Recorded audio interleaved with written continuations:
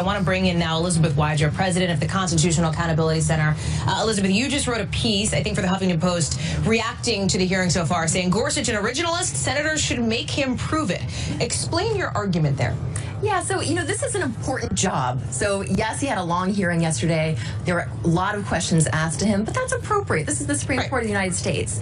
And so he claims to be an originalist, someone who is faithful to the text and history of the Constitution, but he hasn't really explained that when it comes to a lot of issues that are important to a lot of people, whether it's the right to choose an abortion, voting rights, free speech rights to donate as much cash as you want in the democratic process.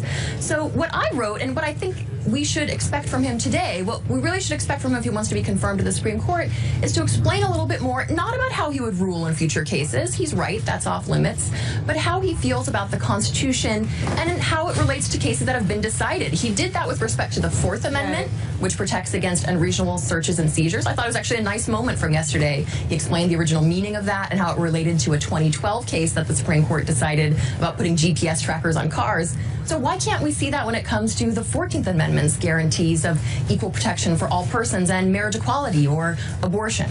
How would you rate his performance so far, or his hearings so far? If you were to give him a report card over the last 72 hours, what would it be? Well, I think it probably depends a lot of whether you came in wanting to support him or whether you were skeptical. I think his supporters think he's doing a great job. They think he's coming across as the genial fisherman that a lot of the Republican senators asked him about.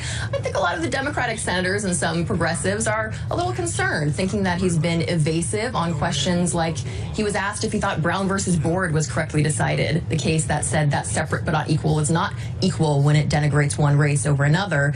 And he kind of walked around for a long time before he actually gave the answer that, yes, I do think it was. So I think a lot of people are sort of frustrated with his inability or unwillingness to answer some important questions. As you heard Chris report, Senator Feinstein, even just in the last 45 minutes or so, talking about how she believes he's been able to avoid answering questions. That said, I think that his supporters do see him as, frankly, unflappable here. He hasn't been thrown by some of these questions. Robert and Julie, one of the things we heard in the line of questioning was about whether he could set himself apart from President Trump. Does the White House care he's trying to distance himself, or is that the expectation that that's, of course, what the Supreme Court pick would do? No, I don't think they care at all. I mean, maybe President Trump personally cares when he said something like, yes, I could rule against the president if that were the right thing to do according to the law. But certainly, I mean, this process, the way the White House has run this, has been about as smooth a thing as has happened since President Trump was inaugurated, and that's just how they want it.